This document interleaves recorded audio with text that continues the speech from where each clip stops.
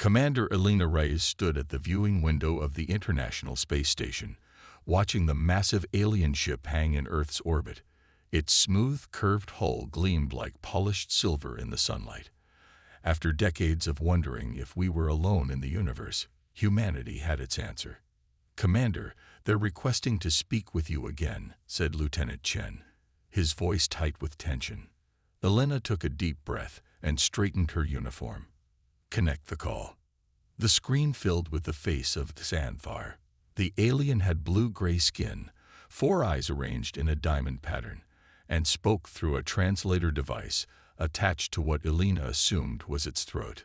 "Commander Reyes," Xanthar said, its voice oddly musical. "The Galactic Communion is pleased with our initial conversations. We have much to offer your young species." Elena nodded politely, hiding her irritation at the alien's condescending tone. For 3 days now, the representatives of the Galactic Communion had been treating humans like children who had just learned to walk. "We appreciate your willingness to share knowledge," she replied carefully. Xanthar's upper eyes blinked slowly. "Of course, all Stage 3 civilizations require guidance. Your species has only recently discovered space travel, after all. We've been moving between stars for thousands of years." Elena smiled, but her eyes remained cool. "We're eager to learn. Perhaps tomorrow you could tour some of our scientific facilities." "That would be acceptable," Xanthar replied. After the call ended, Elena turned to Dr. James Wong, the station's head scientist. "Did you notice how they avoid answering questions about the Arcturus anomaly?" Wong nodded. "They seemed surprised that we even knew about it. That star formation is billions of years old, but our myths described it perfectly long before we had telescopes." "Exactly," Elena said. "And they keep examining our ancient artifacts with far too much interest for a supposedly advanced species." Later that night, Elena couldn't sleep. She pulled up images from the day's diplomatic meeting. In one, Xanthar was staring at a replica of a Sumerian tablet, its 4 eyes wide with what Elena now recognized as shock. Her tablet pinged with a message from Dr. Sharma, an archaeologist working in Antarctica. It contained only a photo and 5 words. "You need to see this now." The image showed a wall of ice partially melted away, revealing something impossible: a metal door with markings that matched the Sumerian tablet. But according to the carbon dating results also in the image, this door was 175,000 years old. Elena's hands trembled as she typed her reply. "Tell no one. Keep digging. I'm coming." She glanced out her window at the alien ship. The Communion thought humans were young, naive children in need of guidance. But what if they were wrong? What if humanity was much, much older than anyone realized, even humans themselves? Something deep in her mind stirred, like a memory she couldn't quite grasp.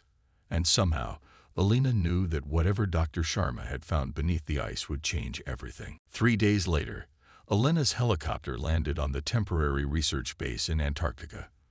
The cold wind bit at her face as she stepped onto the ice. Dr. Emmett Sharma waited for her, his dark beard now flecked with gray, since she had last seen him 2 years ago. "Commander Reyes," he said, shaking her hand firmly. "Thank you for coming so quickly. Show me what you found." Elena replied, following him into a heated tent. Inside, Sharma pointed to his computer screen. "We were scanning the ice sheet when we found an empty space below. We thought it might be a cave, but then we found this." He showed her more images of the metal door, now fully uncovered. "Have you opened it?" Elena asked. Sharma shook his head. "We wanted you here first. Besides, the markings, they don't match any known language exactly, but they're similar to Sumerian, Egyptian, and even early Chinese writing. It's impossible." Elena thought of the alien ship orbiting Earth. Maybe not impossible, just forgotten. They suited up and descended through the tunnel the research team had melted through the ice. The metal door stood before them, untouched by time despite its age. There was no handle, just a smooth panel in the center. "We tried everything to open it," Sharma said. No luck. Elena stepped forward, drawn by something she couldn't explain. She placed her hand on the panel. For a moment, nothing happened. Then, the panel glowed with a soft blue light, and the door slid open silently. Sharma stared at her. How did you? I don't know, Elena whispered. They stepped inside, and lights activated automatically, revealing a large circular room. The walls were covered with displays and strange symbols. In the center stood a table-like device. It's some kind of control room, Sharma said, his voice filled with wonder. Elena approached the central table. When she touched it, it came to life, projecting a three-dimensional hologram of Earth. But the continents were different, showing how the planet looked 175,000 years ago. This is impossible, Sharma whispered. Humans weren't supposed to have technology like this until, well, now. The hologram shifted, showing buildings and cities across the ancient Earth. Then it displayed images of spacecraft leaving the planet. My God, Elena breathed. We weren't beginning our journey to the stars. We were returning to them. Their radios crackled. Commander Reyes, came Lieutenant Chen's voice. The aliens are asking about your whereabouts. They've announced they're sending a goodwill mission to Antarctica to share environmental technology. Elena and Sharma exchanged alarmed looks. They know, Elena said. Somehow, they know what we found. Sharma pointed to another door at the back of the room. There's more beyond this chamber. Elena nodded. Download everything you can from these systems. We need to see what else is here before they arrive. As Sharma worked, Elena touched the table again. This time, it displayed an image of beings that looked exactly like the aliens of the Galactic Communion, but they were shown bowing before human leaders. They weren't our teachers, Elena realized. They were our creations. We need a geneticist, Dr. Sharma said, studying the strange symbols now flowing across the ancient screens. These look like DNA sequences. Elena nodded and made a call. 12 hours later, Dr. Maya Chen arrived at the Antarctic base, her eyes wide with excitement despite her exhaustion. This better be good, Maya said, setting down her equipment. I was in the middle of my research on junk DNA. Show her, Elena told Sharma. Maya's mouth fell open when they led her into the underground chamber. This changes everything we know about human history. It gets stranger, Elena said, activating the central table. Look at these. The hologram displayed complex spiraling patterns that Maya immediately recognized. These are human DNA sequences, but they're showing portions we've always classified as non-coding junk DNA. Can you make sense of it? Sharma asked. Maya connected her laptop to the ancient system, which accepted the modern technology with surprising ease. It's like they designed it to be compatible with future systems, she murmured. After an hour of work, Maya looked up, her face pale. This is impossible. According to this data, humans once had active portions in our DNA that we no longer use, portions that enhanced memory, intelligence, and lifespan. But something, or someone, turned them off. We turned them off ourselves, Elena said, pointing to another display that had activated. Look at this. The screen showed a recording of humans who looked just like them, but wore strange clothing. They spoke in an unknown language, but subtitles appeared in modern English. Project Rebirth is our only hope, a woman in the recording said. After the war with the Void, we cannot risk them finding us again. We must hide, start over. The memory blocks in our descendants' DNA will protect them from the truth until they are ready. Maya's fingers flew over her keyboard. Commander, these patterns match exactly with anomalies I've been studying in human DNA for years. Every human on Earth has these sequences. Can they be reactivated? Elena asked.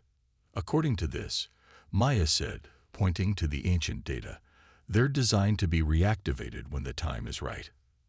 Their conversation was interrupted as the chamber trembled slightly. Sharma checked his tablet. Multiple aircraft are landing on the ice. The communion delegation has arrived earlier than expected. Alina's phone rang. It was Admiral Winters from Command. Rise. What the hell is going on? The aliens are demanding access to your location. They're saying they need to inspect an environmental anomaly in your area. Stall them, Alina ordered. Tell them we're conducting sensitive research. After hanging up, Alina turned to Maya. How close were you to unlocking these DNA sequences in your research? Very close, Maya admitted, but I didn't know what I was looking for. And now the aliens are suddenly very interested in Antarctica, Sharma added. Alina looked at the ancient controls, making a decision. Maya, can you download the activation sequence for the DNA? The one that would restore our memories? Yes, but using it without testing would be incredibly dangerous. It could affect every human on Earth. I think that's exactly what our ancestors intended, Alina said. And I think the communion knows it too. That's why they're here. As if confirming her words, they heard the sound of aircraft landing directly above them on the ice. We need to go deeper, Alina said, pointing to the second door at the back of the chamber. Now, as footsteps echoed from the ice tunnel above, Alina placed her hand on the inner door. It recognized her touch and slid open. The three of them hurried through, and the door sealed behind them. They found themselves in a long corridor that sloped gently downward, lit by the same soft blue lights. The air was surprisingly fresh. This facility must have its own life support system, Sharma observed, running for thousands of years. At the end of the corridor stood another door, larger than the others. When Alina opened it, they gasped in unison. The enormous chamber before them contained 12 transparent pods arranged in a circle. Inside each pod was a human, perfectly preserved, appearing to be asleep. They're alive, Maya whispered, checking the readings on the pods. Vital signs stable. They've been in suspended animation for, the date can't be right, 175,000 years. Alina approached the central pod. Inside was a tall man with dark skin and strange markings on his arms. A control panel beside the pod displayed his name. Theron. Should we wake them? Sharma asked nervously. Before Alina could answer, alarms began to sound throughout the facility. A voice spoke in the same unknown language they had heard in the recording, but again English translations appeared on nearby screens. Warning. Facility breach detected. Revival protocol initiated. The pods began to hiss, their tops sliding open. They're waking up, Maya said, backing away. All of them. The man named Theron was the first to open his eyes. He sat up slowly, looking at Alina with a gaze that seemed to see right through her. When he spoke, his voice was deep and clear. You have returned to us, he said in perfect English. Earlier than expected. You speak our language? Alina asked, surprised. Theron smiled. No, you speak mine. The oldest human tongue. He looked around at the other pods, where the remaining sleepers were beginning to stir. My team. They survived. Who are you? Alina asked. I am Theron, lead guardian of Earth. We were tasked with waiting, watching over humanity's rebirth. He stood up, surprisingly steady for someone who had been asleep for millennia. The communion is here, Alina explained quickly. Aliens who claim to be more advanced than us. Theron's expression darkened. So they survived, too. Our former servants. One of the other sleepers, a woman with silver-white hair, joined them. The genetic locks in human DNA, she asked urgently. Have they been released? Not yet, Maya answered. But I've downloaded the activation sequence. The woman nodded. I am Lyra, geneticist of the Guardian team. We must act quickly. Suddenly, the entire facility shook violently. Dust fell from the ceiling. They're trying to break in, Sharma said. Theron exchanged looks with Lyra. They know we're awakening. They fear what will happen when humanity remembers. Remembers what? Alina asked. That we once ruled the stars, Theron said simply. That we created them, the communion species, to serve us, and that we went into hiding not from weakness, but to protect the galaxy from something far worse than us. The room shook again, more violently. "Commander," Lyra said, suddenly formal, "we need your help. Will you stand with your ancestors to reclaim what was lost?"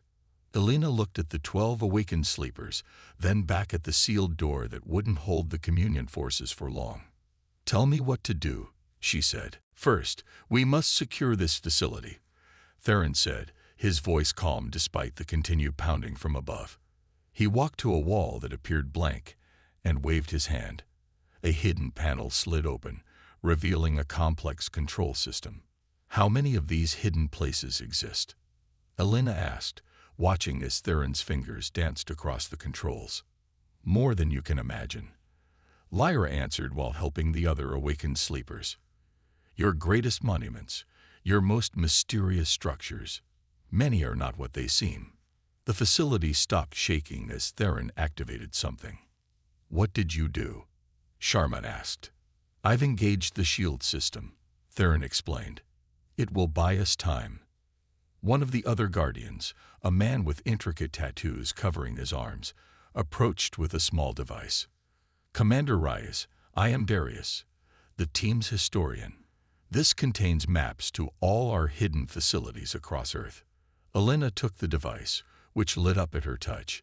It projected a holographic map showing dozens of locations: the Sphinx in Egypt, certain mountains in China, the mysterious underwater structures in the Pacific.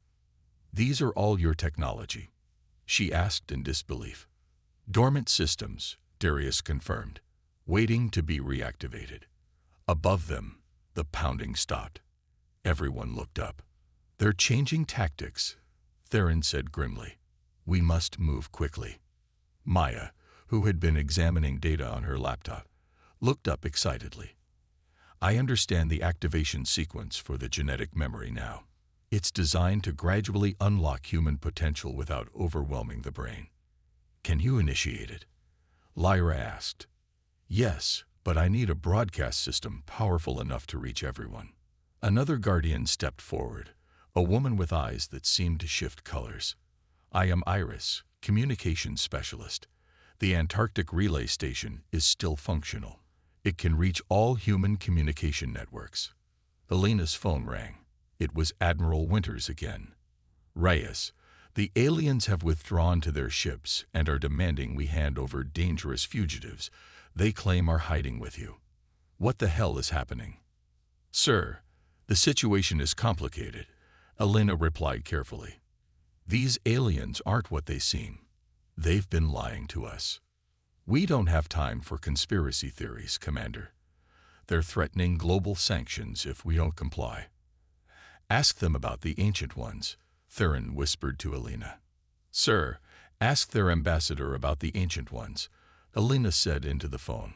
There was a long pause before Winter spoke again, his voice shaken. "How did you?" "They just ended all communications and recalled their ships to orbit." "Sir, I need time," Elena said. "And I need control of the global emergency broadcast system." "For what purpose?" Elena looked at the Guardians, then at Sharma and Maya. "To wake up humanity." After disconnecting, Elena turned to Theron. "They're retreating, but not for long." "No," he agreed. "They fear what we know. But fear will soon turn to desperation." Lyra was examining the device Darius had given Elena. "We should activate the Sphinx first. Its systems can coordinate the others." "I thought the Sphinx was just a monument," Sharma said. Theron smiled sadly. "We built it as a guardian, Dr. Sharma. Its true form has been sleeping under the sand for thousands of years. Like us," Elena realized. Hidden in plain sight, a distant rumbling shook the facility.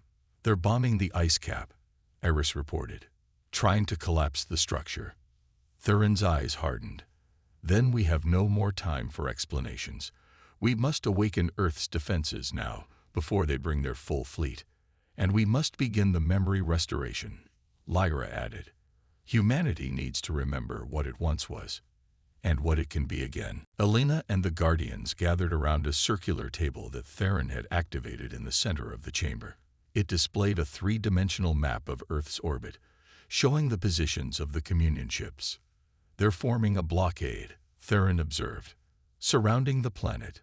Suddenly, an alarm sounded from one of the smaller ships breaking formation and descending rapidly toward Antarctica. "That pattern," Eris said, studying the ship's movement. "It's not following communion protocols." The facility's communication system activated on its own.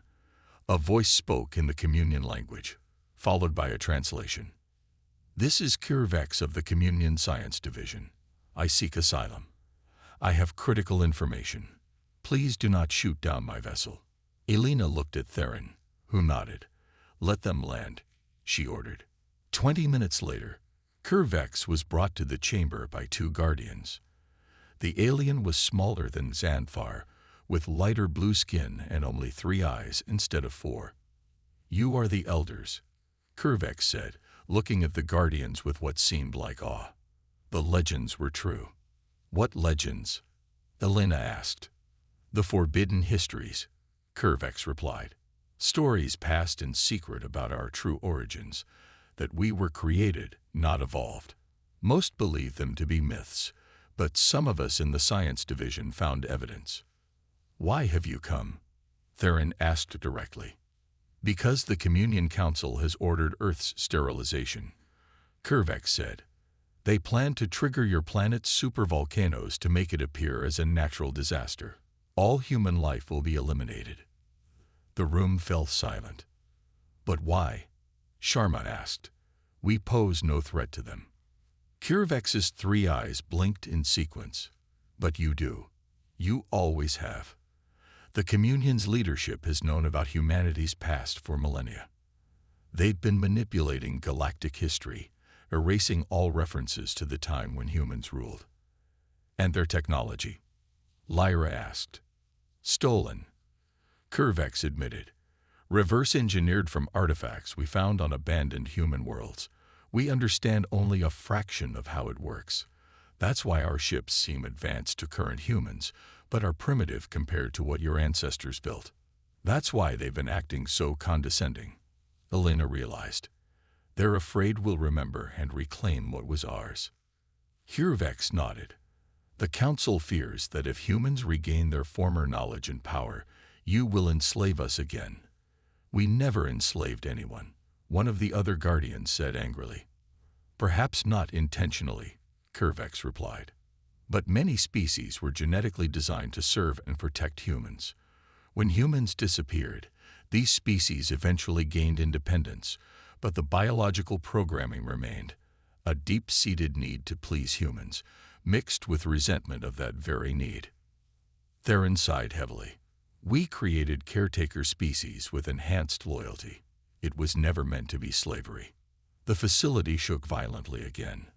"They're targeting specific points in the ice sheet," Iris reported. "They know exactly where to hit us." Elena turned to Curvex. "How much time do we have before they launch their main attack?" "Hours at most. They're bringing their planetary weapons into position." "Then we act now," Theron decided. "Darius, prepare the transport system. We need teams at the primary activation sites, Egypt, China, and the Pacific Ridge." Elena looked at Maya. "And the genetic memory activation." "Ready," Maya confirmed. "But we need the global broadcast network." Elena used her command codes to connect to Admiral Winters. "Sir, I need emergency broadcast access immediately. Earth is about to be attacked." On the holographic display, the Communion ships moved into attack formation. The race to save humanity had begun. "Transport system online," Darius announced. A large circular platform at the side of the chamber began to glow with blue light. "It's a teleportation device," Elena asked in amazement. "Matter transfer," Theron corrected, "based on quantum entanglement. We need to split into teams." Theron quickly assigned the groups. He would lead Elena and 2 Guardians to Egypt. Lyra would take Maya and another Guardian to China, and Darius would lead Sharma and 2 more Guardians to the Pacific location. 3 Guardians would remain with CureVax to defend the Antarctic base. "What about me?" Iris asked. "You have the most important task," Theron said. "When we activate the sites, you must coordinate them through the Antarctic relay and help Maya broadcast the genetic activation signal." As they prepared to depart, Admiral Winters called again. "Rise, you've got your broadcast access, but I need an explanation. Our satellites show the alien fleet deploying what look like weapons." "Sir, they're planning to attack Earth. We're activating ancient defense systems." There was a pause. "Defense systems? What defense systems?" "The ones we forgot we built, sir," Elena replied. "Trust me." Winters sighed. "You have 1 hour, Commander." Theron's team stepped onto the transport platform first. "Coordinates set for Giza Plateau," Darius confirmed. The platform flashed, and they vanished. Elena experienced a moment of disorientation before finding herself standing in darkness. Theron activated a light, revealing they were in a chamber beneath the Sphinx. "The heart of the Guardian," he said, moving toward a wall covered in hieroglyphs. He pressed a sequence, and the entire chamber hummed to life. "What exactly will this do?" Elena asked. "The Sphinx controls Earth's shield network," Theron explained, activating more systems. It was designed to protect the planet from orbital bombardment. Outside, tourists and archaeologists would be seeing something impossible, the eyes of the Sphinx beginning to glow with blue light.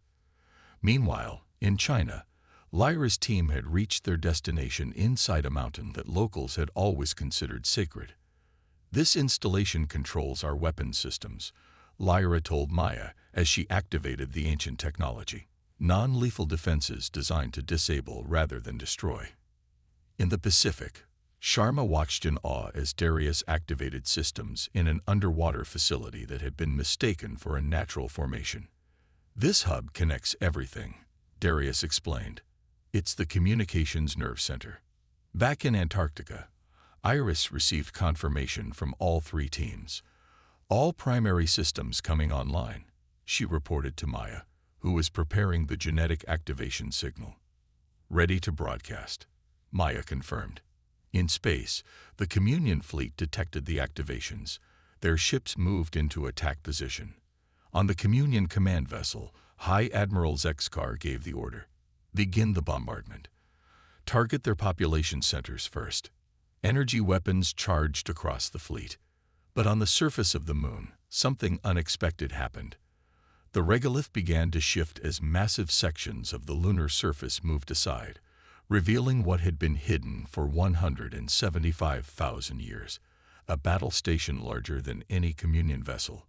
"The moon is transforming," Elena whispered, watching the display in the Sphinx chamber.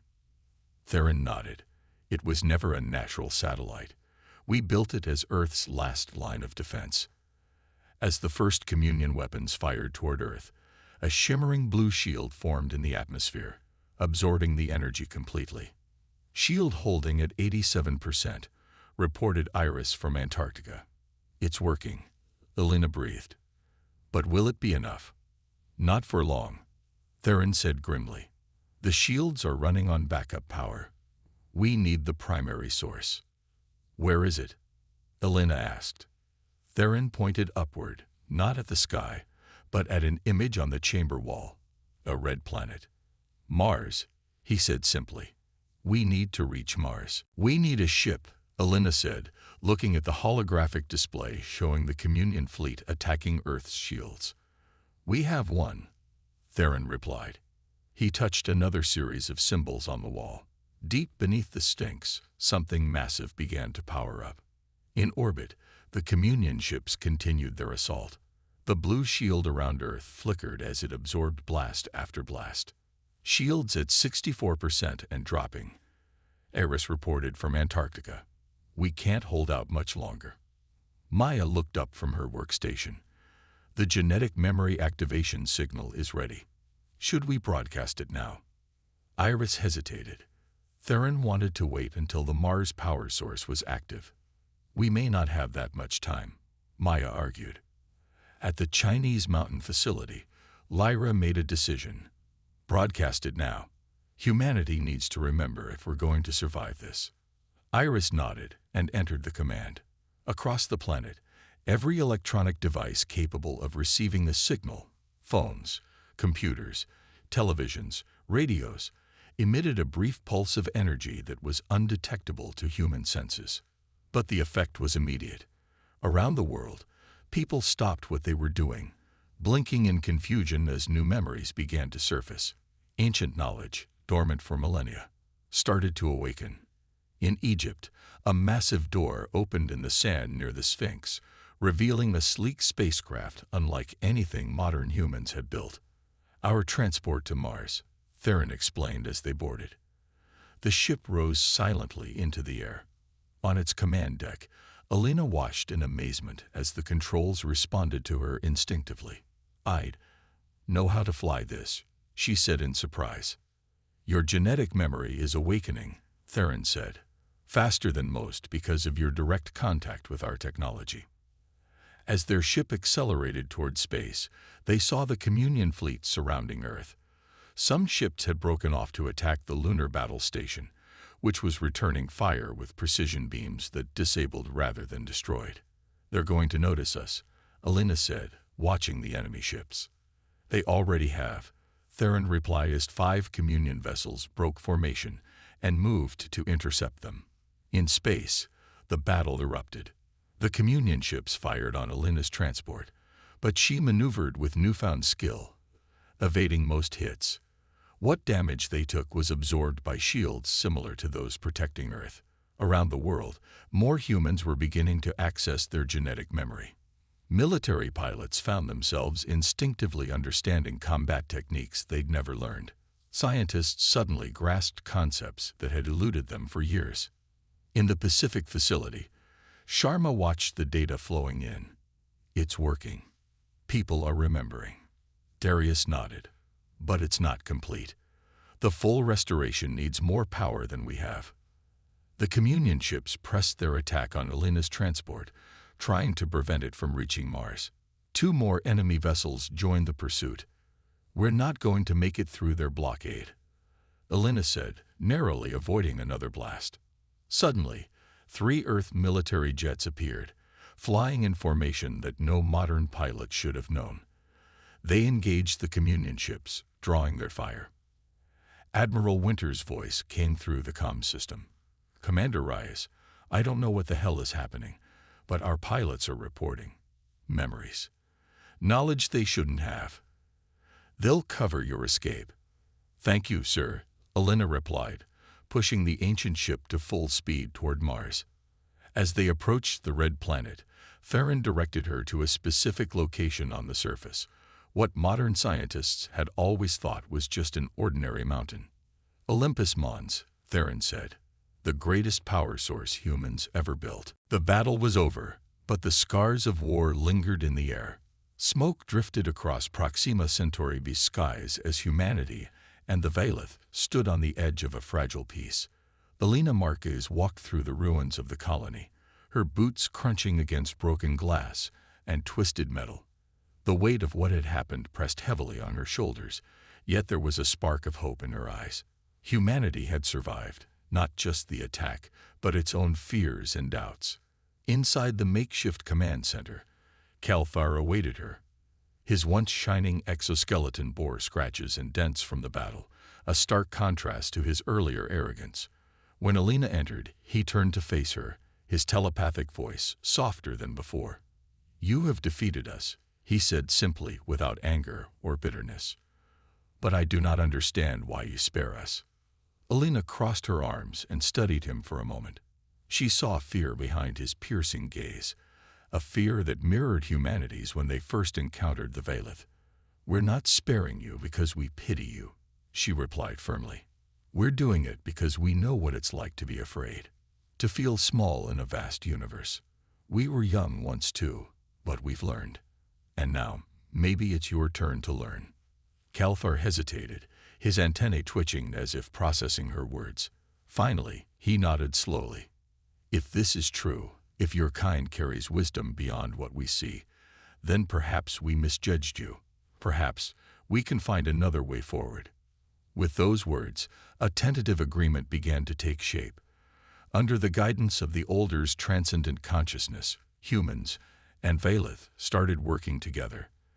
The archive became a shared resource, its secrets unlocked gradually to ensure neither side grew too powerful too quickly. Engineers from both species collaborated on rebuilding the colony, blending human ingenuity with Valeth precision. For the first time, laughter echoed among the stars as friendships formed across cultural divides. Lena watched it all unfold with quiet pride. She knew the road ahead wouldn't be easy. Old wounds ran deep, and trust would take years to fully rebuild. But every step forward felt like proof that humanity wasn't defined by its past mistakes. It was shaped by how it chose to grow. One evening, as the twin suns dipped below the horizon, casting golden hues across the landscape, Elena climbed to the highest point of the colony. There, she gazed at the heavens above. Somewhere out there, the Olders existed, not as rulers or gods, but as guides, watching silently as their descendants forged new paths. Her communicator buzzed softly. It was Dr. Ravi Patel, one of the echoes who had survived the ordeal. "Elena," he said, his tone warm, "come down when you're ready. We're celebrating tonight." She smiled faintly. "I'll be there soon." For a moment longer, she stayed where she was, letting the cool breeze wash over her. In her mind, fragments of the Older's memories whispered, a reminder of how far they'd come and how far they still had to go. But tonight, she allowed herself to feel something she hadn't in a long time: hope.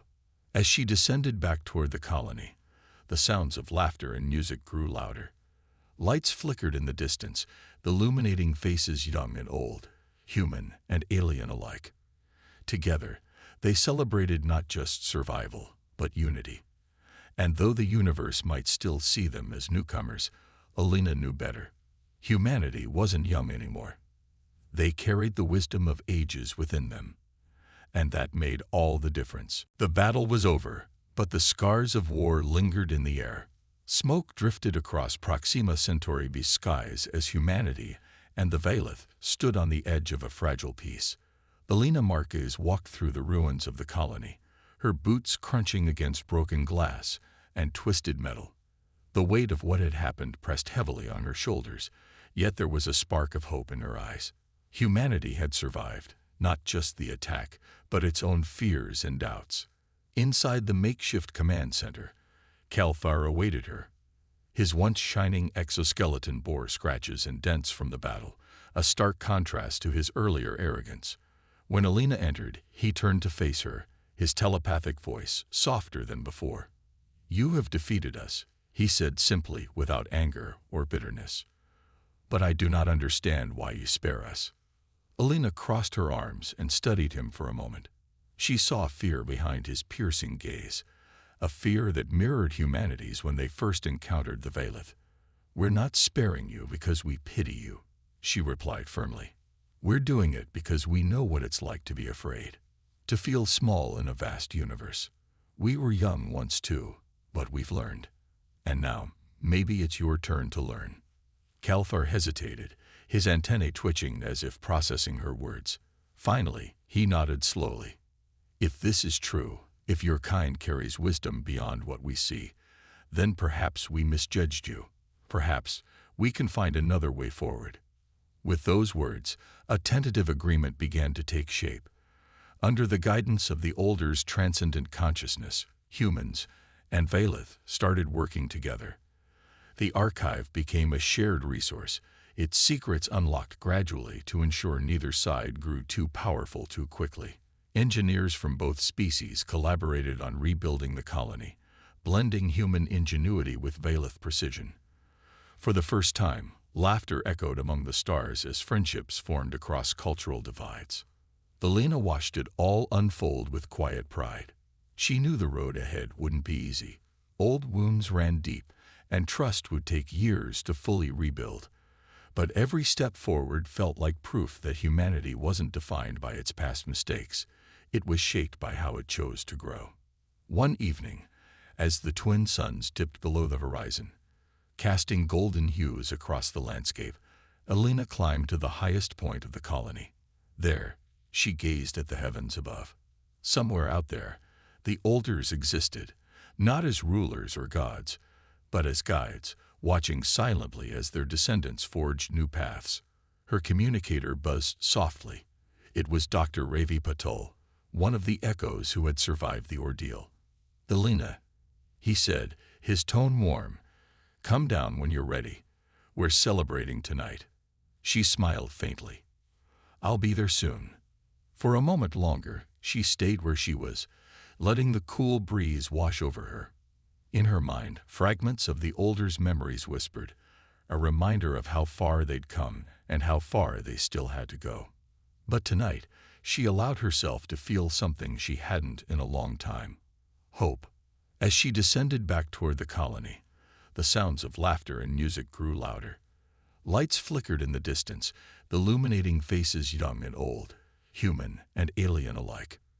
Together, they celebrated not just survival, but unity. And though the universe might still see them as newcomers, Alina knew better. Humanity wasn't young anymore. They carried the wisdom of ages within them. And that made all the difference.